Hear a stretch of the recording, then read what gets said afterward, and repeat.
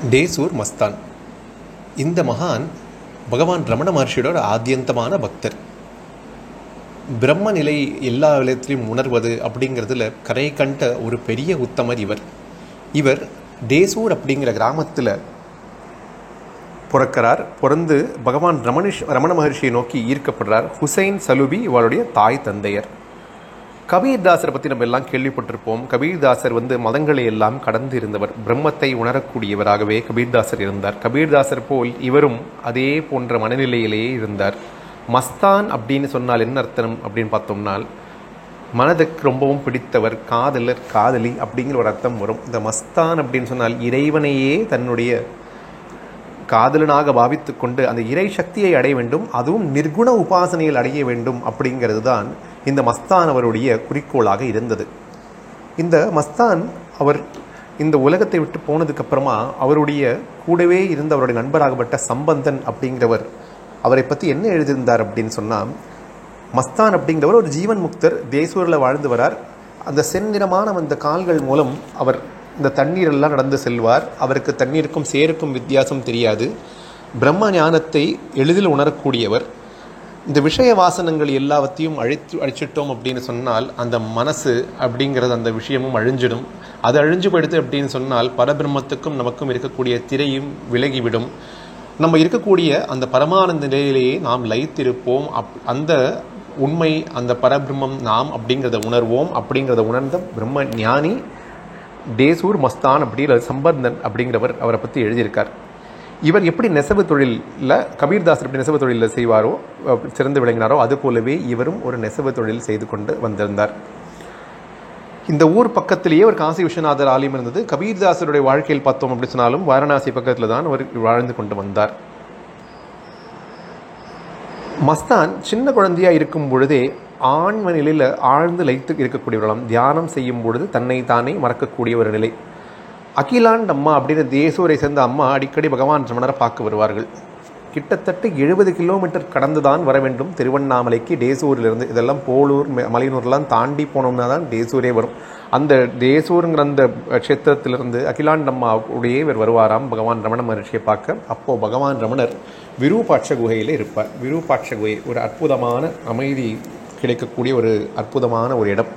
பகவான் ரமணாசிரமத்திலேருந்து நம்ம மேலே ஏறி போனோம் அப்படின்னு சொன்னால் வரக்கூடிய அவ்வளவு அமைதியும் சாநித்தியமும் தவழக்கூடிய இடம்தான் விரூபாட்ச குகை. அந்த விரூபாட்ச குகையில் பகவான் தங்கி இருந்த காலத்தில் இவர் வருவார். பகவானை பார்ப்பார். பகவான் அப்படியே ஒரு கல் போல் உட்கார்ந்து கொண்டிருப்பார். பகவான் கொஞ்சம் கூட நகரமாட்டார். அவருடைய தீக்ஷண்யமான பார்வையை மட்டும் இவர் மீது செலுத்துவார். இவர் பகவான் பக்கத்தில் போய் நின்றுக்கிறார். பகவான் இவர் ஒரே ஒரு க்ஷணம் பார்க்கிறார். கண்ணுக்குள்ள கண் அந்த பார்வை, அந்த நயன தீட்சை கிடைச்ச மாத்திரத்திலேயே இவருடைய ஹிருதய கமலம் திறந்தெடுத்தாம். நம்மளுடைய ஹிருதயத்தில் ஒரு ஹிருதய கமலம் இருக்கும். அந்த ஹிருதய கமலம் திறந்து விடும். அது திறந்தெடுத்து அப்படின்னா அப்படியே ஒரு அபூர்வமான ஆழ்ம சந்தோஷம், அப்படியே அவ்வளோ ஒரு ஆழ்ந்த சந்தோஷ நிலையில் இவர் போயிடுறார்.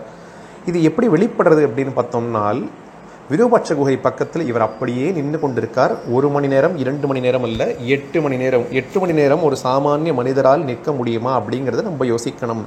இந்த பிரம்ம ஞானம் இந்த உடம்பு என்ன, ஆத்மா என்ன அப்படிங்கிற அந்த பாகுபாடை அகற்றிடும் காரணத்தினால அவர் 8 மணி நேரம் பகவான் ரமணர் முன்னாடி அப்படியே நின்று கொண்டு இருந்தாராம். பகவான் அந்த காலத்தில் ஒரு பார்வையினாலேயே நம்மளுடைய ஹிருதய கமலத்தை திறந்து விடுவார். எந்த கேள்வியும் கேட்க வேண்டிய அவசியம் இல்லை, பகவானும் நமக்கு எந்த பதில் அளிக்க வேண்டிய அவசியமும் இல்லை அப்படின்னு இவர் சொல்லியிருக்கார். இதுதான் டேசூர் மஸ்தான் அவர்கள் பகவான் ரமணருடைய முதல் தரிசனத்தை பற்றி சொல்லியிருக்கார். சரி, சுவாமி பகவான் ரமண மகர்ஷி விஸ்வநாத சுவாமி கிட்ட என்ன சொல்லியிருக்கார் அப்படிங்கிறத பார்ப்போம். இவரை பற்றி, டேசூர் மஸ்தானை பற்றி பேசும்பொழுது அவர் என்ன சொல்றாருனால், இவர் ஒரு பழுத்த பழம், ஒரு ரொம்ப சிறந்த ஞானி. இந்த பழம் எப்பொழுது வேண்டுமானாலும் விழுந்து அது இறைவனுடன் ஐக்கியமாக வேண்டிய நிலையில் எப்போவுமே இருக்குது. அப்பேற்பட்ட ஒரு அற்புதமான ஜீவன் முக்தர் தான் மஸ்தான். மிகவும் அற்புதமான மனிதர். இந்த ஆத்மா விரூபாட்ச குகைக்கு வரும்போது அந்த பழம் கனிஞ்சு கீழே விழுந்துடுறது, பகவானுடன் ஐக்கியமாயிடுறார். அப்போ என்னை பார்த்த மாத்திரத்தில் அங்கே கிட்டத்தட்ட 7-8 மணி நேரம் இந்த மாதிரி நிறைய நேரம் அப்படி நின்று கொண்டே இருப்பார். சிலை போல் நிற்பார், நகரவே மாட்டார், அப்படியே நிற்பார். எப்படி அப்படி நிற்க முடியும் என்னாலேயே கூட எனக்கு சந்தேகம் வரும். பகவான் ரமணரே நம்ம பார்த்துருக்கோம் சொன்னால் எவ்வளவு வருட காலங்கள் பாதாள லிங்கத்தில் தவம் செய்து கொண்டிருக்கும் பொழுது பாம்பு புற்றெல்லாம் முளைத்த பிறகு தங்கக்கை சேஷாத்ரி சுவாமிகள் பகவான் ரமணரை உலகுக்கு வெளிப்படுத்தினார் அப்படிங்கிறது நம்ம பார்த்துருக்கோம் இல்லையா. அதுபோலவே பகவான் ரமண மகர்ஷி இந்த மஸ்தான் அப்படிங்கிற இந்த மகானை வெளிப்படுத்துகிறார். இந்த மஸ்தானுக்கு எப்பேற்பட்ட இறை அருள் இருந்தது அப்படிங்கிறதெல்லாம் நமக்கு இப்போ பார்க்க போகிறோம். நிறைய தடவை இப்படியே வருவாராம், வந்து நின்று கொண்டே இருப்பாராம். எவ்வளோ நாள் இந்த மாதிரி அவருக்கு ஒரு அனுபவம் ஏற்படும் அப்படிங்கிறது புரியாது. பார்க்கவங்களுக்கெல்லாம் இவர் பிடித்தவர் போலவும் தோணலாம். ஆனால் நம்மை நாமே மறக்கும் பொழுது இந்த உடம்பு நாம் இல்லை, எது நாம் அப்படிங்கிறது நீ யார் அப்படின்னு பகவான் ரமணர் சொன்ன அந்த ஆத்ம விசாரம் செய்யும் பொழுதுதான், அதோடைய உன்னத நிலை அடையும் பொழுதுதான் இப்பேற்பட்ட ஒரு நிலை வெளிப்படும். அகிலாண்டம்மாவுடன் தேசூருக்கு திருவண்ணாமலை வரைக்கும் வருவார். நடந்தே தான் வருவார். நெசவு செய்து கொண்டு வருவார். பகவான் ரமணருக்கு என்ன நெசவு செய்து கொண்டு வருவார்னா, பகவான் ரமணர் அழிந்து கொள்ளக்கூடிய கௌபீனத்தை நெசவு செய்து கொண்டு கொடுப்பார். அவருக்கு இந்த துண்டு போல விஷயங்கள் எல்லாம் வந்து நெசவு செய்து எடுத்துகிட்டு வந்து கொடுப்பார். பகவான் ரமணர் அது ரொம்ப சந்தோஷமாக ரொம்ப திருப்தியாக வாங்கிப்பார். குசேலரும் கிருஷ்ணரும் தானே நமக்கு ஞாபகம் வருது. அது வாங்கிட்டு ரொம்ப சந்தோஷப்படுவாராம் பகவான் ரமணர். ஆனால் ரமணர் ஒரு வாட்டி சிரிச்சுண்டே சொன்னாராம், இந்த டேசூர் மஸ்தானுடைய இந்த நெசவு தொழில் அவர் அப்பா அம்மா கூட பயன்பட்டதான்னு தெரியல, ஆனால் எனக்கு நிச்சயமாக பயன்பட்டது அப்படின்னு சொல்லி அவர் அவ்வளோ சாகித்துக் கொள்வாராம். பகவான் ரமணரிடம் வந்த பொழுது என்ன ஆச்சுன்னா, இவருக்கு இருக்கக்கூடிய இந்த கொஞ்ச நெஞ்ச லௌகிக சம்பந்தங்கள் ஆசைகள் எல்லாத்தையும் விட்டுட்டு முழுக்க முழுக்க முழுக்க சந்நியாசத்திலேயே ஈடுபட்டார் டேசூர் மஸ்தான். பகவான் ரமண மகர்ஷி கிட்டக்க வந்தாச்சு. சரி, இப்போ அடுத்தது அவர் எப்படி வாழ்றார் அப்படின்னா, பிக்ஷை எடுத்து மட்டுமே வாழ்றார் டேசூர் மஸ்தான். அவருக்கு இருந்த ஒரே ஒரு அடைக்கலம் பகவான் ஸ்ரீ ரமண மகர்ஷி. ரமணா அப்படிங்கிற அந்த நாமத்திலையும் ரமண பகவான் மேல் இருக்கக்கூடிய அந்த பக்தியிலையுமே அவர் லயிச்சுடுறார். ஒரு முறை மஸ்தான் சுவாமி பற்றி எழுதும்போது சம்பந்தன் அப்படிங்கிறவர் என்ன சொல்கிறார் அப்படின்னா, பகவான் ரமணருடைய பக்தர் தான் சம்பந்தன் ஐயா. அவர் என்ன சொல்கிறார் அப்படின்னா, இந்த உடம்பு மாமிசத்தால் ஆனது, அதனால் ஒரு நாள் நிச்சயமாக அழிந்து போய்விடும். இது அழிந்து போய்விடும் அப்படிங்கிற உண்மையை தெரிஞ்சுட்டு நம்ம ஹிருதய கமலத்தில் பகவானே தியானம் செய்து கொண்டிருந்தோம் அப்படின்னு சொன்னால், ஆகாசமே நம்ம தலைக்கு விழுந்தாலும் நமக்கு என்ன ஆனாலும் சரி, இந்த உண்மை நிலையிலேருந்து நம்ம மாற மாட்டோம். அதனால் எல்லாமே வந்து தற்காலத்துக்காகவே இருக்கக்கூடியதை தவிர இந்த உண்மையான ஆனந்தம் எதுனாலும் இந்த ஆன்ம ஞானம் தான் அப்படிங்கிறத சம்பந்தனையா மஸ்தான் சுவாமியை பற்றி ஒரு வாக்கியம் எழுதும் பொழுது கூறியிருக்கிறார். மஸ்தான் ஐயா வாழ்ந்து கொண்டே வரார். நம்ம ஒரு விஷயத்தை பார்த்துருக்கோம், பெரிய பெரிய மகான்களுக்கெல்லாம் உன்னதமான அற்புதமான மரணம் கிடைக்கும். இந்த மரணம் அப்படிங்கிறது எதுக்கு? இந்த உடம்புக்கு தான். உடம்பு அப்படியே ஈசனுடன் ஐக்கியமாகாது. இந்த உடம்பு வந்து போயிடுத்து அப்படின்னு அந்த ஆத்மா அப்படியே பரம்பொருளுடன் ஐக்கியமாகிக்கொள்வது. ஜீவன் முக்தர் அப்படிங்கிறது இருக்கும்போதே இவர் ஜீவன் முக்தி அடைஞ்சாச்சு. அப்போ இந்த உடம்பு என்னைக்காவது ஒரு நாள் போய் தானே ஆகணும்.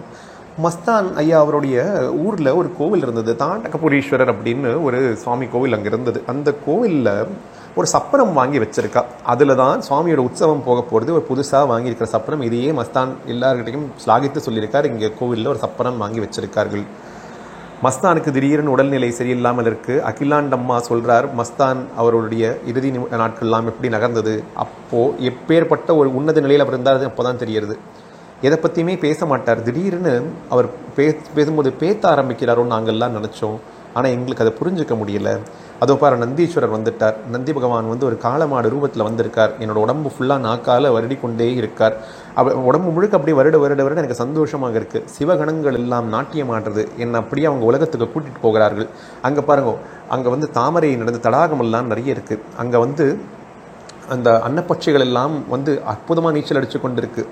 எனக்கு அந்த சிவபெருமானுடைய லோகமே தெரிகிறது அப்படின்னு சொல்லும்பொழுது இவர்கள் என்ன நினைத்தார்கள்னா, ஜுரம் மிகுதியின் காரணமாக இவர் ஏதோ கற்பனை செய்து கொள்கிறார் அப்படின்னே கொஞ்ச நாள் நிலச்சி கொண்டே இருக்கார்கள். ஆனால் ஒரு நாள் திடீர்னு கூப்பிடுறார், அம்மா அபித குச்சாம்பா தாயே உண்ணாமுலையே, என்னை வந்து நீ கூட்டின்னு போக வந்துட்டியா அப்படின்னு ஒரு க்ஷணம் சொன்னாராம். அடுத்த நிமிஷம் அப்படியே கீழப்படார்னு விழுந்துடுறார். அவரோட உடம்பிலிருந்து அந்த ஆத்மா பிரிந்து அண்ணாமலையாரோட ஐக்கியமாகி விடுறதாம். சாட்சாத் அம்பிகையே வந்து கடைசி நிமிஷத்தில் இவருக்கு அந்த மோட்சம் கொடுத்துருக்கார். பகவான் ஸ்ரீ கிருஷ்ணர் என்ன சொல்லியிருக்கார் பகவத்கீதையில், கடைசி நிமிஷத்தில் உயிர் பிரிய நேரத்தில் நம்ம என்ன நினைக்கிறோமோ அது நம்ம அதையே தான் அடைவோம் அப்படின்னு சொல்லியிருக்கார். அதுபோலவே மஸ்தான் ஐயா அவர்கள் இறைவனுடன் ஐக்கியமாறார்.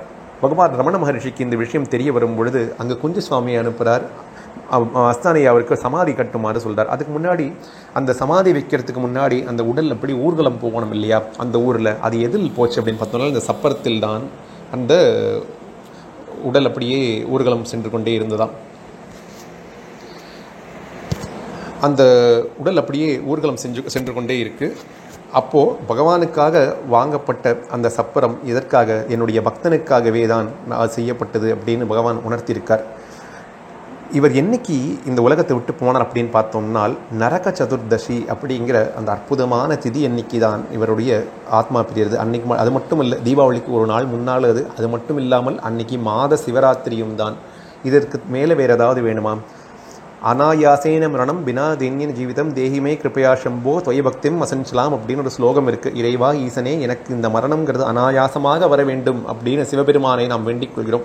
பினா தென்யன ஜீவிதம், யாரையும் சார்ந்து வாழாத ஒரு வாழ்வையும் எனக்கு அளித்து விட அருணாச்சலேஸ்வரா அப்படிங்கிற இந்த ஸ்தோத்திரம். இந்த ஸ்தோத்திரத்தில் இருக்கக்கூடிய பலனை முழுக்க முழுக்க முழுக்க இந்த பக்தருக்கு இறைவன் அளித்தார் அப்படிங்கிறத நம்ம பார்க்குறோம் இல்லையா?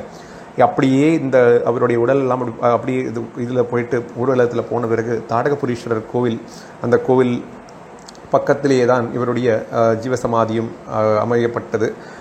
அந்த ஜீவசமாதி அமையப்பட்டு அன்னைக்கும் அந்த இடத்துலேருந்து மடம் அப்படிங்கிற அந்த இடம் அதிலிருந்து இன்றைக்கும் எல்லாருக்கும் அனுகிரகம் புரிந்து கொண்டு வரார் மஸ்தான் அப்படிங்கிற இந்த அற்புதமான மகான். இங்கே போனோம் அப்படின்னு சொன்னால் நிச்சயமாக நமக்கு நிம்மதி பரிபூர்ணமாக கிடைக்கும். எல்லாவித க்ஷேமங்களையும் நமக்கு இன்றைக்கும் அருள்வார். மனசு நிம்மதி வேணும் அப்படின்னு சொன்னால் மஸ்தான் போல பக்தி நமக்கு வேண்டும். பகவான் ரமண மகர்ஷி மீது அவர் எப்பேற்பட்ட ஆழ்ந்தமான பக்தி வைத்திருந்தார், அது போன்ற பக்தி நமக்கும் கிடைக்க வேண்டும் அப்படின்னு அந்த மகானின் பாதங்களில் விழுந்து வேண்டி கேட்டுக்கொண்டு இப்பொழுது பேசப்பட்ட வார்த்தைகள் அனைத்தையும் சாட்சாத் உண்ணாமலை அம்மனின் பாதங்களில் சமர்ப்பணமாக வைத்து இந்த உரை நிறைவு செய்கிறோம். ஓம் நமோ வெங்கடேசாய.